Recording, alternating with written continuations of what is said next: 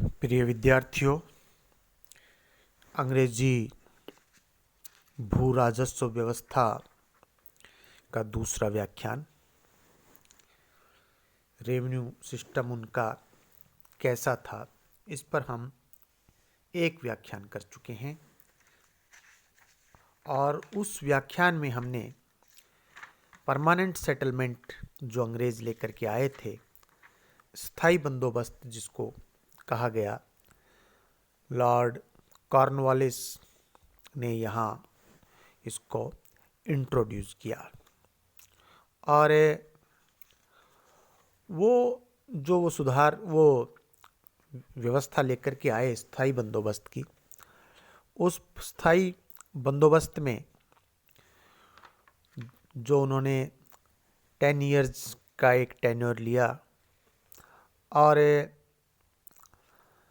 उसके माध्यम से अपना सिस्टम सुधारना चाहा। लेकिन हमने ये कल अध्ययन किया कि उस व्यवस्था से ना तो अंग्रेज़ों को ही लाभ हुआ और किसान जिससे कि ये रेवेन्यू कलेक्शन किया जाना था, उस किसान की जो स्थिति है वो स्थिति बहुत बिगड़ गई।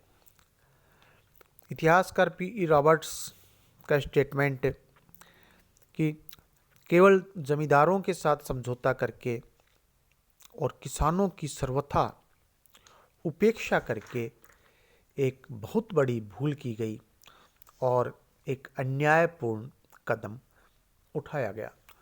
तो जो अंग्रेज इतिहासकार हैं वो भी इस कार्य को सही नहीं बता रहे। अब हम कर रहे हैं रैयतवाड़ी व्यवस्था। देखिए, इसमें दो शब्द हैं, रैयत और वाड़ी। रैयत का अर्थ होता है सीधा सा किसान जो खेती कर रहा है। वाड़ी एक प्रकार का मैनेजमेंट कह लें, प्रबंध कह लें। तो ये रैयतवाड़ी जो किसान के साथ में एक जो मैनेजमेंट यहाँ किया गया, ये जो सिस्टम है, इस सिस्टम की बात हम इसमें करेंगे। एक इतिहासकार V.G. काले साहब ने बड़ा अच्छा लिखा है कि जिसके पास में हल है, 2 बैल है और 1 गाड़ी होती है, जिसे वह फालतू समय में किराए पर ढुलाई के काम में लेता है। हल खेती करने के लिए, 2 बैल हैं, वो उसको हल चलाने में भी काम आते हैं। एक जो उसके पास में बैलगाड़ी है, और उस बैलगाड़ी को वो जब फसल का टाइम नहीं है, खेती में अवकाश है, तो ढुलाई के काम लेता है। ये V.G. काले साहब ने कहा, लिखा। किसानों के साथ जो व्यक्तिगत रूप से समझौता किया गया उसको रैयतवाड़ी कहा गया। हमने कल चर्चा की थी स्थायी बंदोबस्त की, जो जमींदारों के साथ में था, बिचौलिए थे उसमें। लेकिन यहाँ एक तरफ ब्रिटिश राजस्व विभाग है और एक तरफ किसान है। लॉर्ड हेस्टिंग्स के आगमन से पूर्व मद्रास में महलबाड़ी पद्धति लागू करने का प्रयास किया था, किंतु महलबाड़ी पद्धति जो विद्यार्थियों हम आगे करेंगे, किंतु थॉमस मुनरो ने इस प्रदेश के लिए महलबाड़ी को उपयुक्त नहीं माना, क्योंकि बंगाल के तरह मद्रास में ऐसे बड़े जमींदार नहीं थे जिनके साथ भू राजस्व संबंधी समझौते किए जा सकते। सवाल यह उठता है कि इस क्षेत्र में भूस्वामी या जमींदार, उनका अस्तित्व कैसे समाप्त हो गया। 1783 में कंपनी ने लगान बढ़ाए जाने पर विचार करने हेतु एक समिति का गठन किया, जिसकी रिपोर्ट से ज्ञात हुआ कि मद्रास में दो प्रकार की जमीनें हैं। एक तो जमींदारों के स्वामित्व में और दूसरी राज्यों के अधिकार में।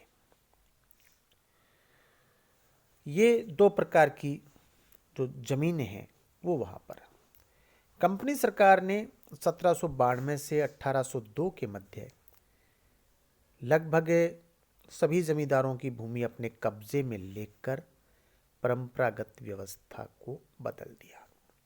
इस तरह भूस्वामियों को सामान्य हैसियत में ला दिया और ये जो लोग थे अर्धदास की स्थिति में हो गए। एक धारणा और है कि भारत के दक्षिण में अंग्रेजी शासन की स्थापना से पूर्व शक्तिशाली आंदोलनों से सामंती शोषण, जो सामंतों का शोषण है जमींदारों का, वो कम हो चुका था। अतः अंग्रेजों ने वहाँ किसानों को ही किस भूस्वामी के रूप में पाया, किसी और को नहीं। स्थायी बंदोबस्त से जो होने वाली जो हानियां तथा जमींदार के लिए इसके फायदे से सरकार परिचित थी। उल्लेख मिलता है कि अंग्रेजी प्रशासन ने मद्रास में 1800 ईस्वी में बंगाल की नीलामी व्यवस्था को लागू किया था, लेकिन उन्होंने इस तथ्य को भुला दिया कि समस्त मद्रास प्रदेश में सामुदायिक व्यवस्था प्रचलित थी, जो नीलामी प्रथा से पूरी तरह टूट सकती थी। उन क्षेत्रों में जहां जमींदारी प्रथा थी, भू राजस्व को स्थायी व्यवस्था के आधार पर निर्धारित कर दिया गया, लेकिन ऐसा करने से पूर्व जो कैलकुलेटेड त्रिवार्षिक अथवा पंचवार्षिक नीलामी व्यवस्था के आधार पर राजस्व अधिकतम सीमा तक बढ़ाया जा चुका था। शेष प्रदेश में 1808 और 1809 में गांव के साथ सामूहिक लगान व्यवस्था स्थापित करने का प्रयत्न किया गया। ऐसा लग रहा था कि सामुदायिक व्यवस्था पूर्व प्रचलित होने से सफल हो सकेगी, लेकिन अंग्रेजों की भूराजस्व मात्रा इतनी अधिक थी कि कोई गांव उसे कई वर्षों तक चुकाने का वादा नहीं कर सकता था। विवश होकर 1812 में रैयतवाड़ी व्यवस्था की स्थापना की गई। 1812 में हमारे एक आर्थिक इतिहासकार हुए रजनी पामदत्त, उन्होंने रैयतवाड़ी व्यवस्था के बारे में लिखा कि इस की खास बात यह थी कि सरकार को किसानों के साथ सीधे सीधे बंदोबस्त करना था, यानी कि सीधा सरकार और किसान आपस में एग्रीमेंट होना है, जो स्थायी नहीं अस्थायी हो, अर्थात जिसमें हमेशा कुछ वर्षों के अंतर पर संशोधन किया जा सके और इस प्रकार लूट के धन को किसी बिचौलिए में, यानी कि जो कमीशन एजेंट होता है जिसको दलाल कहते हैं, उसमें बांटने की बजाय पूरा का पूरा स्वयं हड़प लिया जाए और स्थायी बंदोबस्त की बुराइयों से बचा जाए। इस प्रणाली को रैयतवाड़ी बंदोबस्त का नाम दिया और इसे सबसे पहले मद्रास में शुरू किया गया। ये रजनी पामदत्त ने लिखा। ब्रिटिश सरकार को विशेष रूप से उस समय जब यह स्पष्ट हो गया कि जब तक देश को कुछ उत्पादन करने की आज्ञा न दी जाए, देश को ब्रिटेन की बनी वस्तुओं की जो लगातार खेप आ रही है उससे नहीं भरा जा सकता। मार्क्स ने लिखा है कि इस तथ्य को ब्रिटिश राजनीतिज्ञ समझने लगे थे जब ब्रिटिश कपास उद्योग उनके पूरे देश के समुचित जो पूरा ढांचा है सामाजिक और एवं ईस्ट इंडिया कंपनी हेतु कपास उद्योग अत्यावश्यक महत्व प्राप्त करने लगा। कपास उद्योग को ब्रिटेन, जो कपास उद्योग है वो ब्रिटेन को उसकी राष्ट्रीय आय का 12वां भाग प्रदान करता था, जो कि बहुत बड़ा हिस्सा है, और भारत को होने वाले समूचे निर्यात का 8वां भाग तथा सूती धागों का 4था भाग भेजा करता था। एक संपन्न बाजार और कच्चे माल के स्रोत के रूप में भारत की स्थिति के साथ घनिष्ठ रूप से जुड़ा हुआ था। जब ब्रिटेन को भारत में कपास की बुआई को गंभीरतापूर्वक विकसित करना पड़ा, तो ये एक प्रयास था कि रैयतवाड़ी ठीक से कार्य करे। 1820 में मद्रास और 1825 में बंबई में रैयतवाड़ी प्रथा लागू की गई और भूमि प्रबंध के सरकारी पत्रादि में कहीं भी रैयत को भूमि का स्वामी नहीं कहा गया। बंबई के भूमि पत्रादि में उसे अधिग्रहिता का नाम दिया जिस भूमि पर कब्जा था, और उसका अधिकार वंश परंपरागत माना गया जिसका हस्तांतरण किया जा सकता था, और जिसका यह दायित्व था कि सरकारी लगान जो भी हो जमा करवाए। व्यवहार में यही बात मद्रास के संबंध में न्यायालयों में प्रचलित थी। मद्रास की रैयतवाड़ी प्रथा के बारे में विवरण मिलता है कि वहाँ के खेती करने वालों को मालिकाना अधिकार पाने में रुचि नहीं थी।